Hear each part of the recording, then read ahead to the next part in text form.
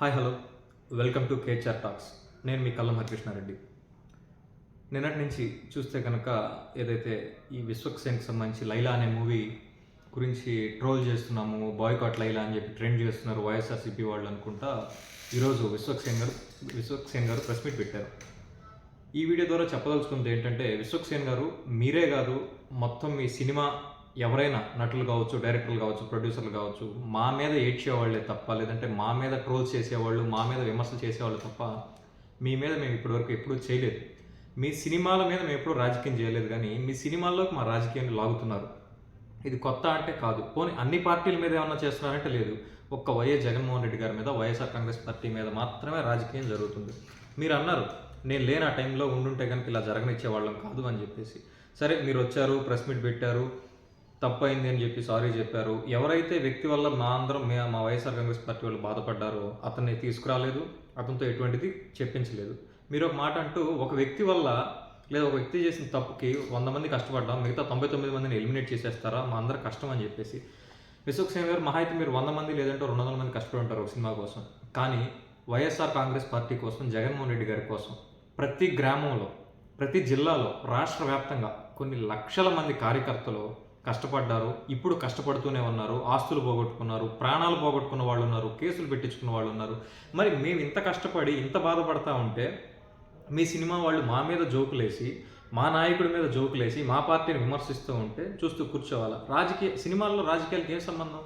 ఈరోజు ఏమన్నా కొత్తగా జరుగుతుందా? ఈ పృథ్వీ అనే వ్యక్తి మొన్న గేమ్ చేంజర్లో చేశాడు. కనీసం మీరు చెప్పే ముందన్నా సరే, బాబు ఇది సినిమాకి సంబంధించిన మీటింగు, మీరు సినిమాలు మాత్రమే మాట్లాడండి, లేదు కామెడీ చేయాలి, సినిమాలో ఉన్న బయట ప్లే చేసుకోండి, ఎవరెవరి మీద కామెడీ చేయాల్సిన అవసరం మీకేంటి? మళ్ళీ చెప్తున్నా విశ్వక్సేన్ గారు, మీకు కానీ మీ సినిమాలకు కానీ మేము వ్యతిరేకం కాదు, కానీ పరిధి దాటి ఒక హద్దు ఉంటుంది దేనికైనా. ఆ హద్దు దాటి మా వైఎస్ఆర్ కాంగ్రెస్ పార్టీ నాయకులను కానీ, వైఎస్ఆర్ కాంగ్రెస్ పార్టీని కానీ, లేదు మా అధినాయకుడు జగన్మోహన్ రెడ్డి గారిని కానీ ఎవరైనా ఇలాంటి పిచ్చి పిచ్చి వేషాలు వేస్తే ఆ ఎఫెక్ట్ ఎలా ఉంటుందో ఆల్రెడీ మీకు అర్థమైంది. రాబోయే రోజుల్లో కూడా ఇంతే ఉంటుంది. మళ్ళీ చెప్తున్నాం, మీకు మేము వ్యతిరేకం కాదు. ఇప్పటికైనా మీరు రియలైజ్ అయ్యి మీ అంతటి మీరే ప్రెస్ మీట్ పెట్టి సారీ చెప్పారు, అపాలజీ చెప్పారు.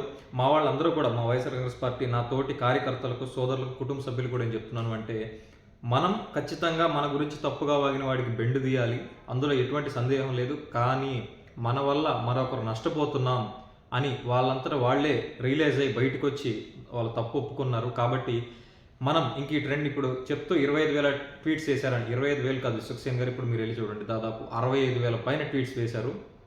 దీన్ని ఇలానే కంటిన్యూ చేసుకుంటా వెళ్ళడానికి పెద్ద సమస్య కాదు. కానీ మీరన్నది కూడా కరెక్టే.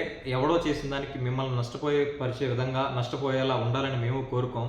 మా వైఎస్ఆర్ కాంగ్రెస్ పార్టీ వాళ్ళు కూడా ఇక నుంచి దీన్ని ఇప్పటితో ఫుల్ స్టాప్ పెడతామని తెలియజేస్తూ, మరొకసారి ఈ ఫంక్షనే కాదు, ఈ సినిమా గురించి కాదు, రాబోయే సినిమాల్లో కూడా ఇలాంటి అతిగాళ్ళు ఉంటారు, పృథ్వీరాజ్ లాంటి వాళ్ళు. వాళ్ళకి ముందే చెప్పండి, బాబు మీ నోటి దోలతో మా ప్రాణాలు పోయే విధంగా, అంటే మీరు నష్టపోయే విధంగా మా ప్రాణాల మీదకు తీసుకురావద్దు అని ముందే హెచ్చరించుకుంటే మీకు, మాకు, అందరికీ మంచిదని తెలియజేసుకుంటూ థ్యాంక్ యూ.